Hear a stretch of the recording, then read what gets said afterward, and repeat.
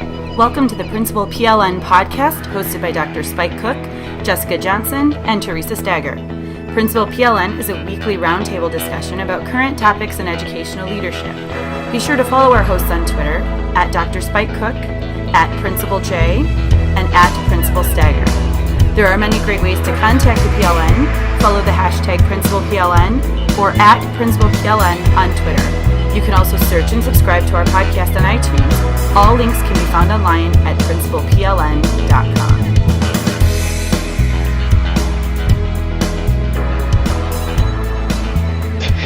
So, today's topic is the night before the first day of school. I've already had my night before the first day of school because we started last week, but Jess and Spike are prepping. Who starts? Spike, you have a couple days of in-service. Is that what you said this week? Yeah, tomorrow we have a in-service, like our whole district gets together, and I'm actually going to be doing a podcast before it starts for like the first 45 minutes, like before it starts as people are coming in, and we're going to have hashtag going. I'm going to be interviewing people as they come in. Most of it's all set up, though. I went to each of the principals. We have 11 in the district to get a representative from each of the buildings. So I'm just going to be doing interviews about, what they think, what their goals are for this year, some of the activities that are going on at the school, and then right after that we go into our opening day, and then we'll be back at our school in the afternoon, and then on Wednesday we have another day of just basically in-service meetings, teacher setup time, and then Thursday is when we start. And Jess, when do your kids come in? Well, our kids start tomorrow, so it truly is the night before the first day of school. There are sugar plum fairies dancing in my head. I don't know what they would be in school terms. Yeah, I know. Thanks, Mike. Thanks a lot. He's got that sound effect ready. But we just had 4 days of all staff in service. Wow. There was one day before that of new teachers. So I feel like I just got done running a race because, even though I was mentally ready for that, every day it was like a whole busy packed day. And then, of course, there were people. So even the times that I didn't have something scheduled, I was working with people during those times. So every night then I was at work until like midnight getting stuff ready for the next day. So it was exhausting. What? Yes, I have a question for you. So during that time, you said there was 4 days. How much time did you allot for teachers to just be in the room getting themselves together, getting their classrooms together? Good question. Well, one of those days is a full day that we don't touch of time because that's also the day that we have open house at night, so we don't touch it at all. In addition to that, there was quite a bit of time. Like there was a tech day where over half of the day was district time. And then I had 2 staff meetings with them, which was about 3 hours if you combine them both. And then there were some other district trainings. So altogether, I think they would probably get almost 2 days if you piecemeal together. That's not enough time, of course. They would want more. And most of my teachers were in before in-service, and there's a handful that are here today. There were some that were here on Friday. But I think no matter how much time you give elementary teachers, they're all still going to be there. It's never enough.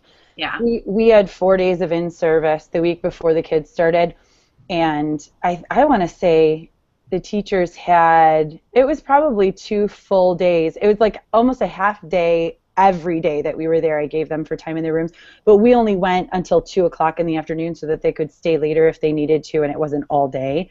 But it's still, they were still there until, Friday at 8 o'clock. They were in there on Saturday. Some of them were in there on Sunday.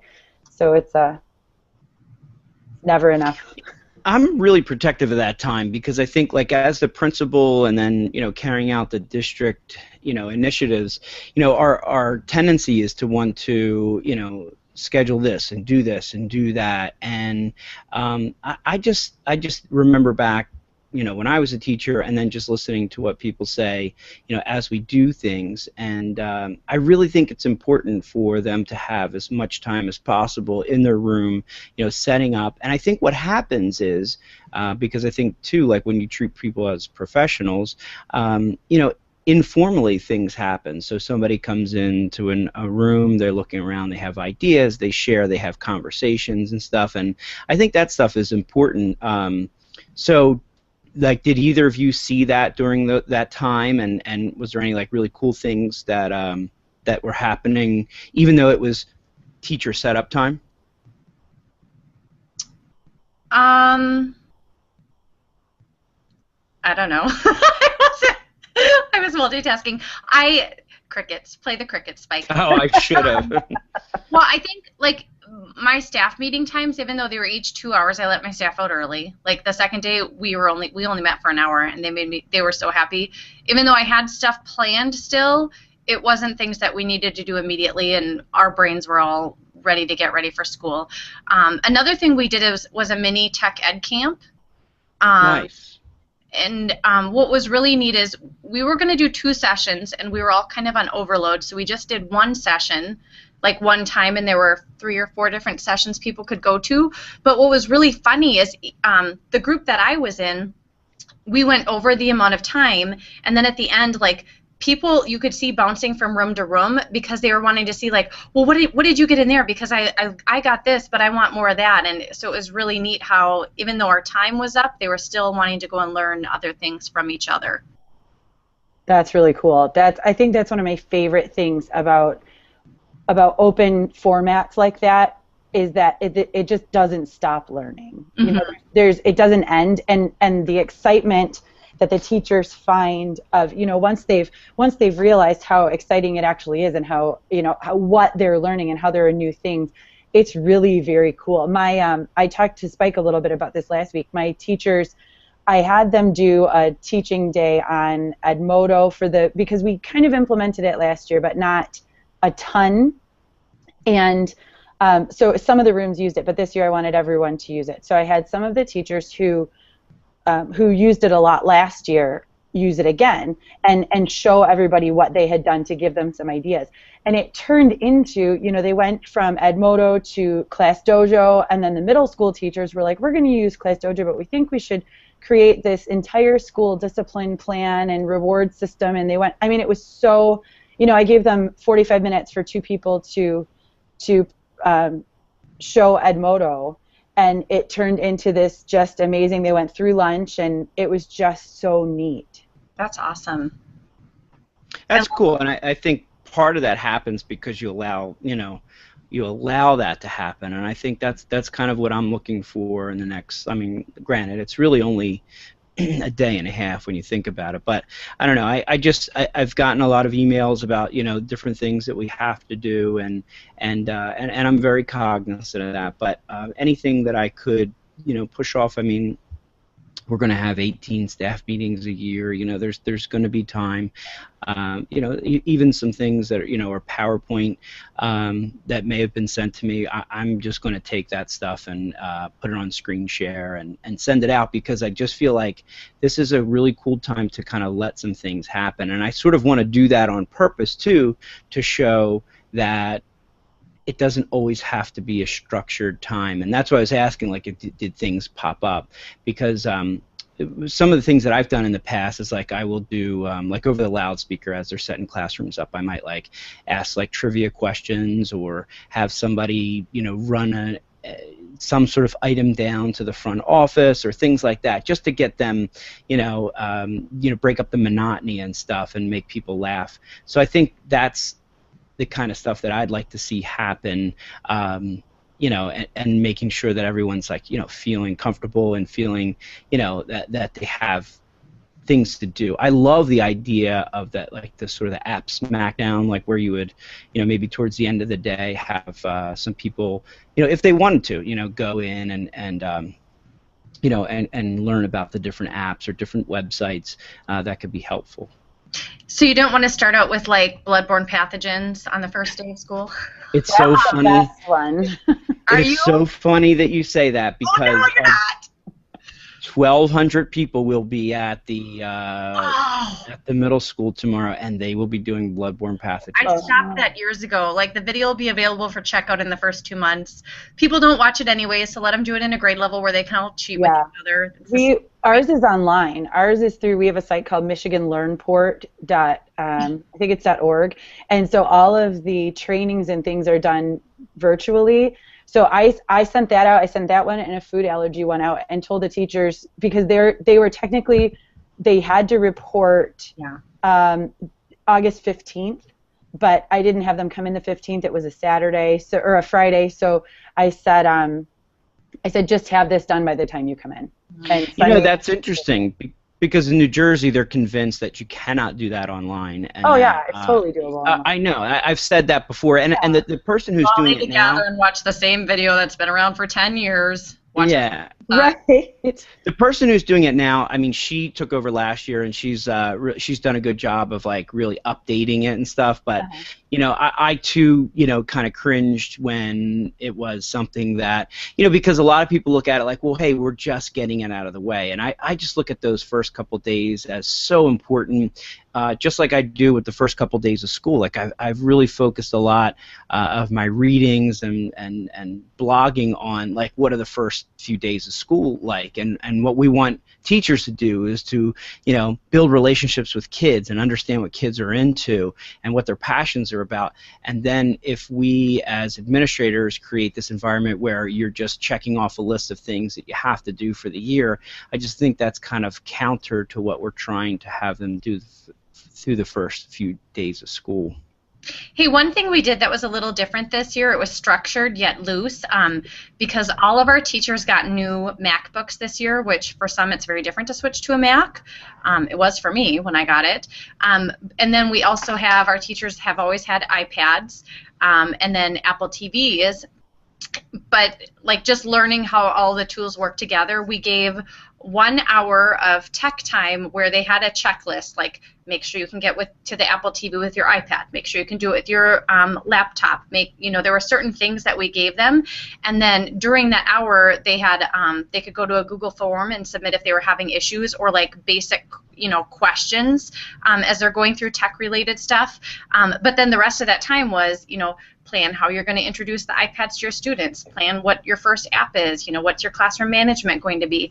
And then after that hour, maybe it was an hour and a half, we brought them all back together, and there were a lot of questions that were all like similar themes, so we addressed with all of the staff there together, and then from all of those questions that we got, then knew like, okay, here's some certain Tech Tuesdays we're going to have in the future to help meet your needs.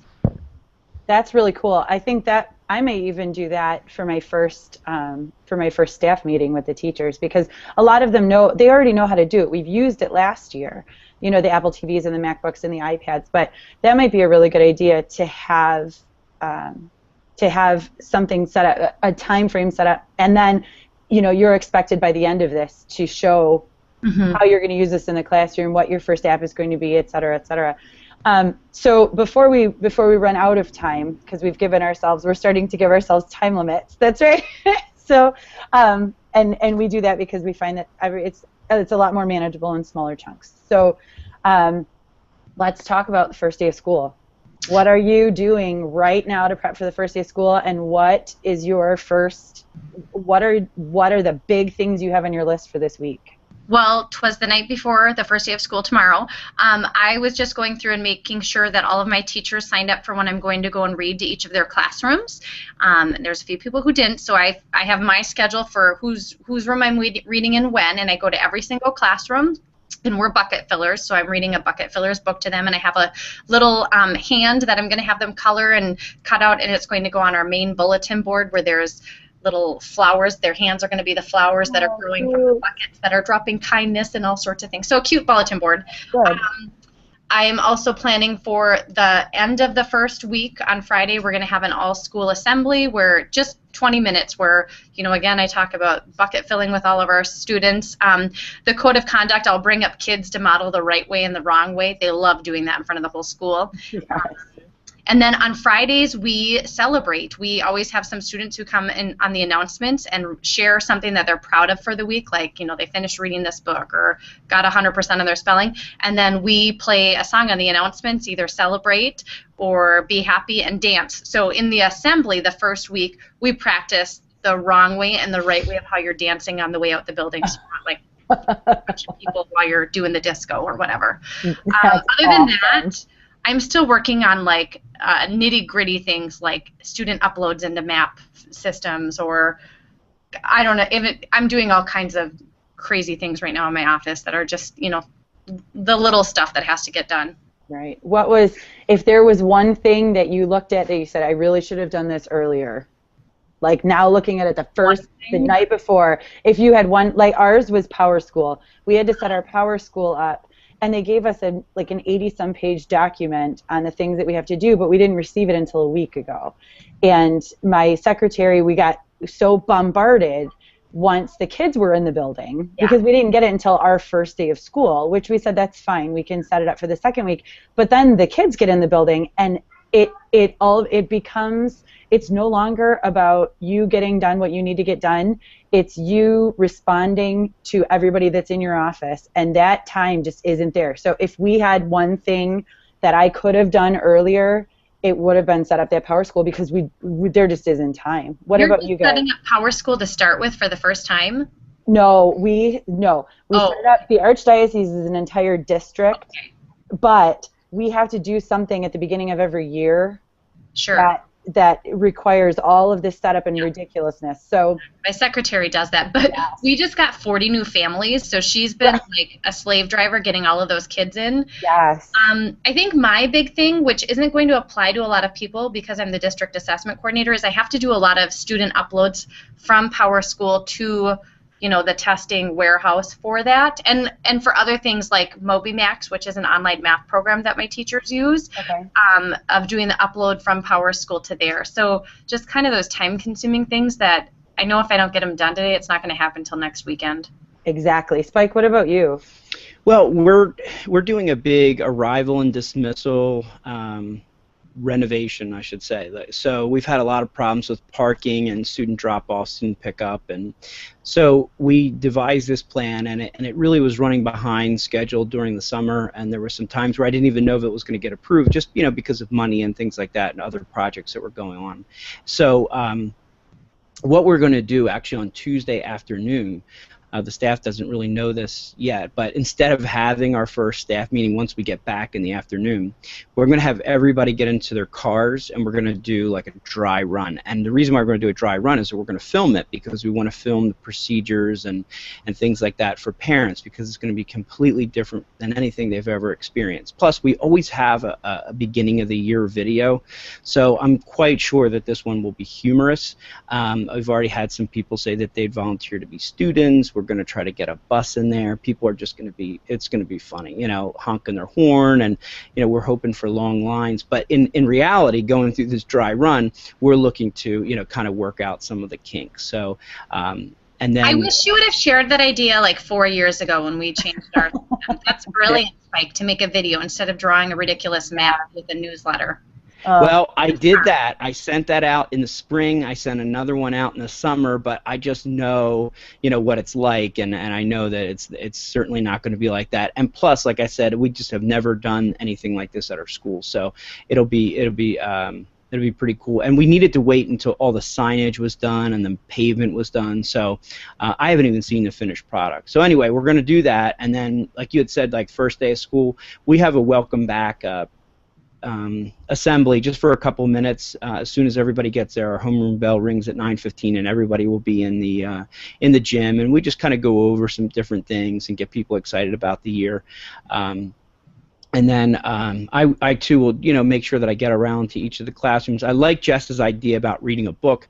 I'm probably going to take a book along with me now and do that. I think one of my favorites is what Joe Sanfilippo read to our school, which I can tweet out that when he really just like performed it, which was really cool. And then performed something? That's hard to believe. Yeah, shocker. I don't know how to go. Yeah, it was called enemy pi, and so he really actually he does it without the book, which is awesome. So so anyway, and then we do have an all-school assembly, K-2 and 3-5, separately on Friday, just to go over some procedures, and that's it. You know, it's 2 days of students there, and I think you know, I think the one thing that you had asked, like if I had more time, I don't really know, because you know, and I've joked with you guys about this, like I always get to the point where I'm like, okay, so what was I doing in July? You know, I want to make, you know, in the future July more productive, but I think right now, to be honest with you, the biggest thing is going to be getting this arrival and dismissal thing down. I mean, believe me, it would have been so much easier just to do it the way we were doing, but it was not safe, and it wasn't, you know, it just wasn't customer friendly. So I think I'm going to be doing a lot of management stuff of that for the first probably 3 months. So tough. What about you? What about you, Teresa? If you had to go back in time, what would you have changed? I definitely would have started Power School. I would have done a lot of just the little nitpicky stuff, because I forgot what it was like once the kids get there. You know, I was so excited. Anybody, not just kids.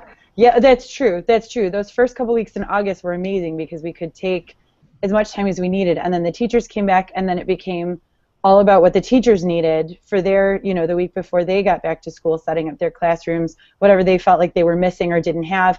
And then the kids came and the parents came, and it became all about, you know, uniforms and dress code and dismissal and new families. And so I think I just would have gotten a lot of that.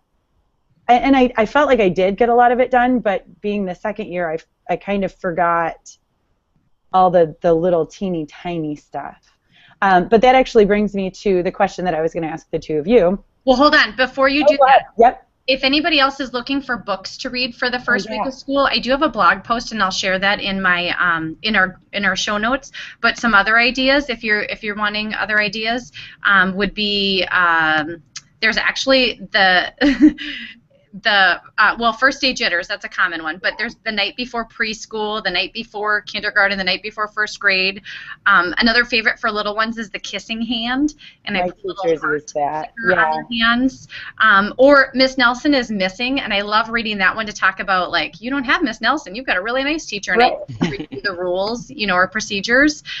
Or the principal from the Black Lagoon is also a favorite. Oh, cute. My I just want to share this about the kissing hand, that my teachers, my kindergarten and first grade teachers were new this year, and we did a meet the teacher with them the Friday before the first day of school, and they passed out this little piece of paper that had a handprint like this. Oh. And on the inside of the handprints there was a heart, and so they had the kids color the hands, and then they had the parents color the heart, and you do it together, and then you cut out the heart from the middle, and you fold the hands up, and then the mom gets to keep the hands while the kids are at school, or dad, or whoever takes them, and then the little kids take the heart to school. Aww. So that there's a little piece of both of you there. I thought that was so, and my kids are in those grades, so I was all about it. That's fantastic. I was like, yay! But anyway, so as we finish up, one last thought from Spike and Jess, and the question I'm going to ask you is this. You've been through quite a lot of first days of school now, or enough, and first weeks of school. What are the big things that you would tell either someone who's new or someone who's going through their first week, or just a good reminder about what to expect and maybe some words of advice? Jess. Oh, really? I know. Something quick. Just don't get bogged down on the nitty-gritty stuff. Once people are in your building, spend time building relationships, getting to know your students, getting to know your staff. That's perfect. That's a great one. Spike, what about you? I would say I love Alan November. He's at Global Learner on Twitter, the first 5 days. There's a hashtag for first 5 days. He has a website that has a bunch of videos about some different things that you could do during the first 5 days. That really helped me. And honestly, you know, connecting with your PLN. I mean, part of this, to be honest with you, is why I wanted to jump in today, even though it's Labor Day, is connecting with your PLN, you know, whether that's through Twitter, Voxer, you know, Facebook, Google+, whatever, because we're not alone. And like you said, yeah, we've gone through several several, openings and several, first days of school, whether we're in this position or another position. But I think the importance of knowing that, you're not alone. So if you're in a small district or you're in a large district that you can't really connect with people, utilizing social media to do that makes things so much easier. There's so many ideas that I've got just today to help me, make that transition. And I'll have Jess's, comment in my ear, like, don't worry about all the little stuff when you have the people in your building. Yeah, it's awesome advice. So we hope that this helped. We're looking forward to hearing about your first days of school. And Spike also did a series of blog posts on the first 5 days of school. So check those out at drspikecook.com. Yes, Spike? Yes. Yeah, or he was tweeting them out at Dr. Spike Cook. So we hope that that helped, and we look forward to seeing you next time. And I don't know if this might be a repeat, but you can follow us on Twitter, PrincipalPLN. Use the hashtag PrincipalPLN, or PrincipalPLN.com is where you can find all of our show notes. All right, PrincipalPLN out.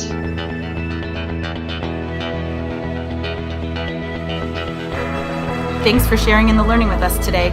Remember to subscribe and leave a review on iTunes, and continue the conversation by joining the Voxer group.